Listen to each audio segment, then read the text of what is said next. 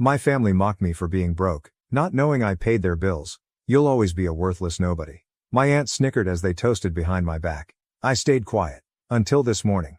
I never thought I'd be posting here, but after what happened at yesterday's family dinner, I need to get this off my chest. Fair warning, this might be long, but I promise it's worth the read. Some background. I'm Lucas, 29M, and 5 years ago my parents passed away in a car accident. They left behind a modest house and some savings, which I've managed carefully while looking after our extended family. My Aunt Karen, 52F, Uncle Kevin, 54M, and my cousins Brock, 27M, and Marcos, 25M. What my family doesn't know is that I've been the one keeping them afloat financially through a trust arrangement my parents set up. Yesterday was supposed to be a regular Sunday dinner at Aunt Karen's house. Everyone was there, gathered around the dining table that my parents bought them years ago.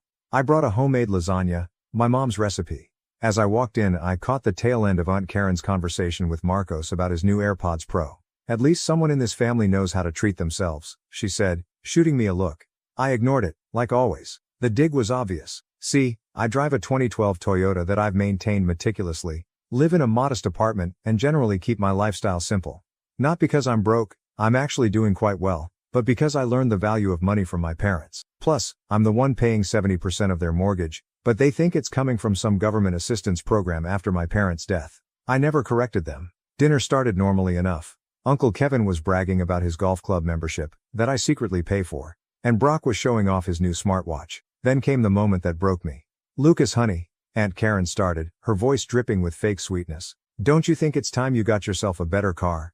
I mean, that old thing of yours. What will people think? Your father always knew how to present himself. I took a bite of lasagna, staying quiet.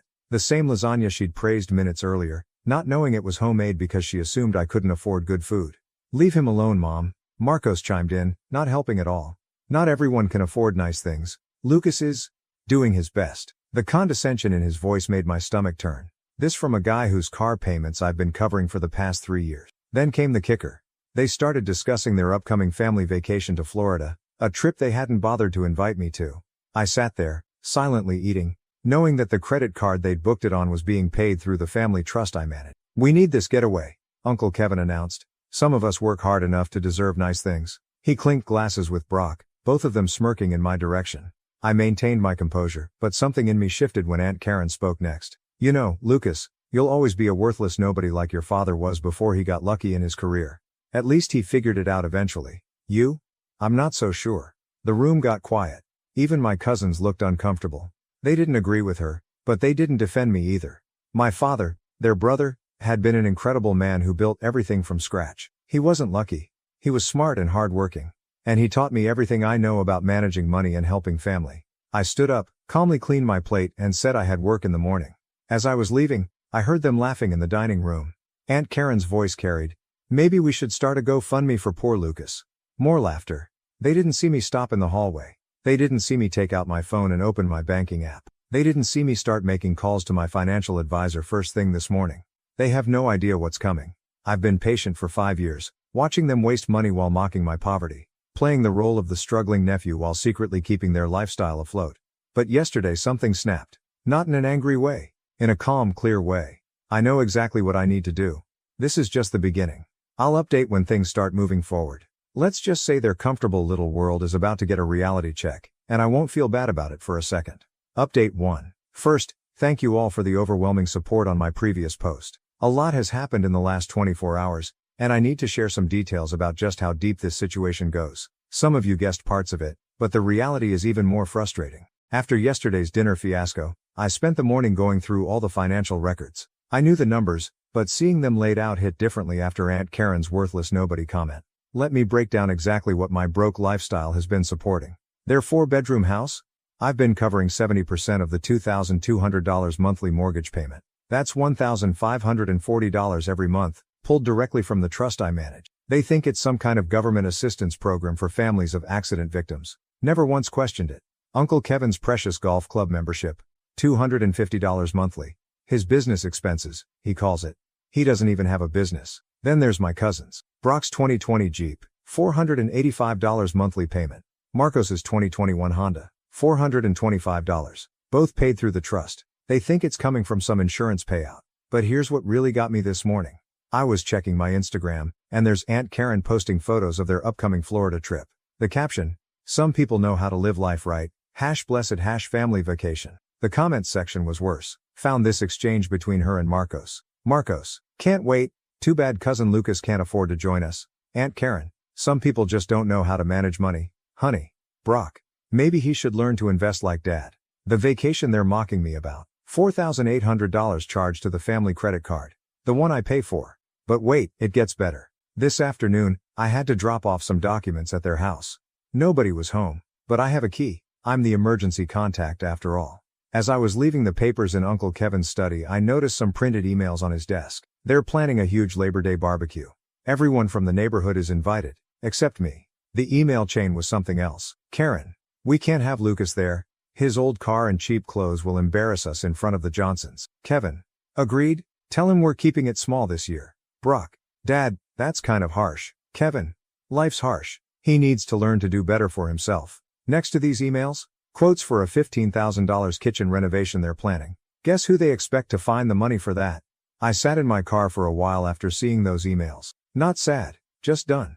Completely done. Called my financial advisor again. Spent 2 hours going over every single payment, every account, every transaction from the past 5 years. The numbers are staggering. House payments, $92,400. Car payments, $43,680. Various credit cards, $68,000. Emergency expenses, $31,200. Utilities and bills, $28,800. Total, $264,080. That's what my poor lifestyle has paid for.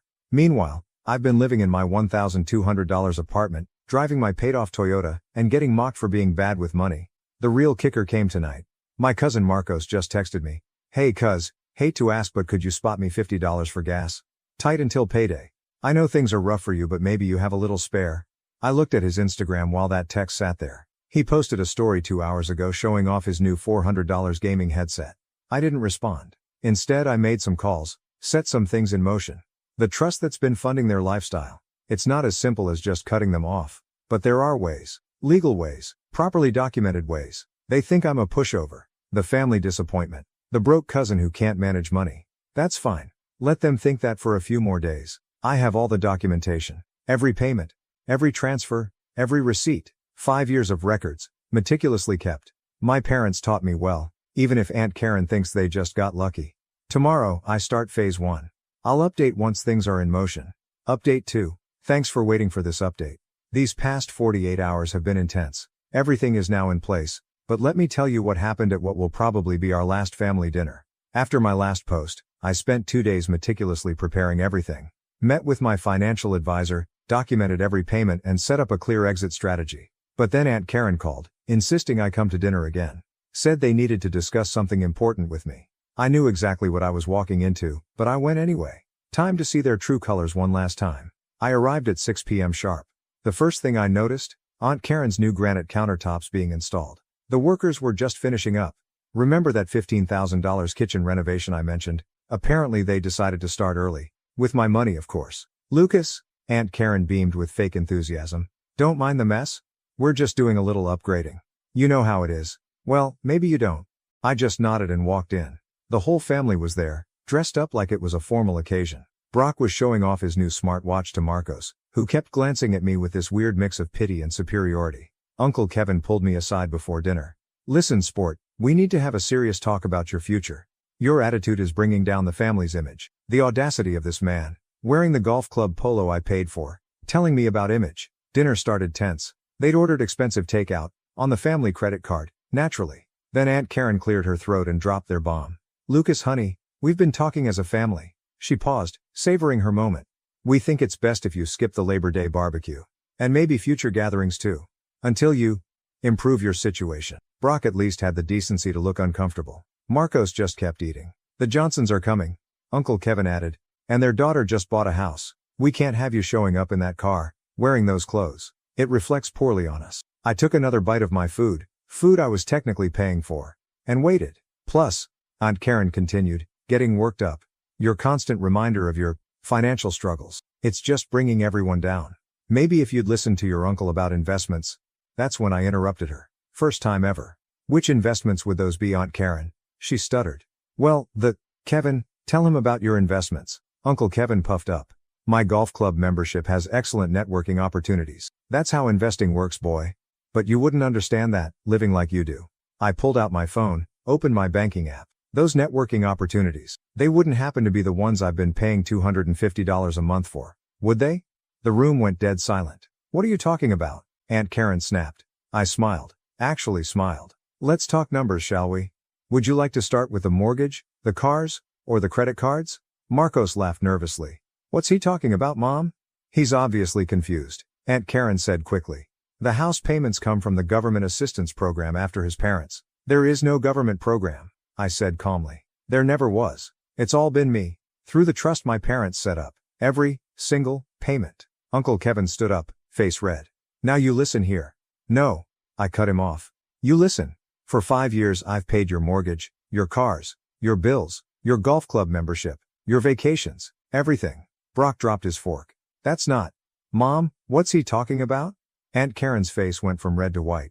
You're lying, you can barely afford gas for that trash car of yours. I started showing them screenshots, bank statements, transfer records, everything. The Florida vacation you're planning, already canceled. The kitchen renovation? Hope you got a good deposit deal. The Labor Day barbecue? Might want to scale that down. They exploded, all of them, screaming, denying, threatening. Aunt Karen knocked over her wine glass, staining her new tablecloth red. Uncle Kevin kept yelling about lawyers. Marcos just kept repeating "this isn't funny, man," over and over. I stayed seated, kept eating. Let them tire themselves out. Finally, when they quieted down, I stood up. Check your emails tomorrow morning, all of you. Everything will be explained in detail, including the 60-day notice for new payment arrangements. Aunt Karen lunged forward, grabbing my arm.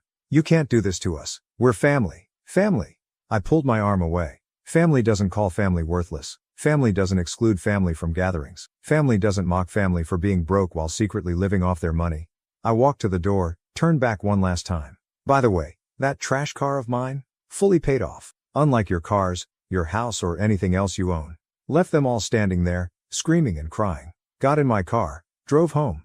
Their phones have been blowing up my phone ever since. Texts, calls, voicemails, ranging from threats to begging to promises to change. Too late, everything is prepared. Documents are ready. Lawyers are on standby.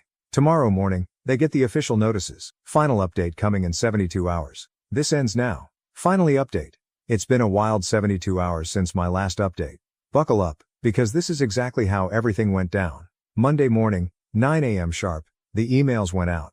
Detailed documentation of every payment, every transfer, every bill I've covered for the past 5 years, plus official notice, all financial support ends in 60 days. I turned off my phone and went to grab coffee. When I turned it back on 2 hours later, I had 47 missed calls, 156 text messages, 13 voicemails, 28 Facebook messages, 16 emails. Aunt Karen was first to show up at my apartment. Didn't even knock, just started pounding on the door around noon. Lucas, open this door right now, you can't do this to us. I opened the door. She barged in, mascara running, waving her phone with the email displayed. This is a joke, right? This has to be a joke. Her voice was shrill enough to alert my neighbors. No joke, I said calmly. You have 60 days to arrange new financing for everything. We'll be ruined. The mortgage, the cars, everything. How could you do this to family? Family? I laughed. Let's talk about family. Let's talk about calling me worthless. About excluding me from gatherings. About mocking my cheap lifestyle while living off my money. She switched tactics instantly, crying, trying to hug me. We didn't know. We're sorry. We can change. No, Aunt Karen, you can't. The trust dissolves in 60 days. Everything stops. The mortgage, the car payments, the credit cards, all of it. That's when Uncle Kevin burst in. Apparently, she'd texted him my address. He was red-faced, veins popping. You ungrateful little. He stepped toward me aggressively. Bad move. One more step, I said calmly. And I call the police. Then the payments stop today instead of in 60 days. He froze. The reality of the situation finally hitting him. Then my cousins arrived. Brock looked shell-shocked. Marcos was alternating between begging and threatening. My car, Marcos kept saying. What about my car? You have 60 days to refinance or return it. I replied. Not my problem anymore. But I just quit my job last week, he screamed. I was going to take time to find myself. Better start looking fast then. The next few hours were chaos. Aunt Karen crying on my couch. Uncle Kevin pacing, making calls to his golf club connections for loans. Marcos panicking about his car. Brock just sitting there, staring at nothing. Then Aunt Karen tried one last tactic. Your parents would be ashamed of you. The room went silent. I walked to my bedroom, came back with a folder. Inside, letters from my parents, detailing exactly how the trust should be used. For genuine family emergencies. For education. For health issues. Not for golf memberships and luxury vacations. My parents, I said quietly, taught me the value of money. They worked hard for everything they had. They set up this trust to help family in need, not fund your lifestyle. They'd be ashamed of you, not me.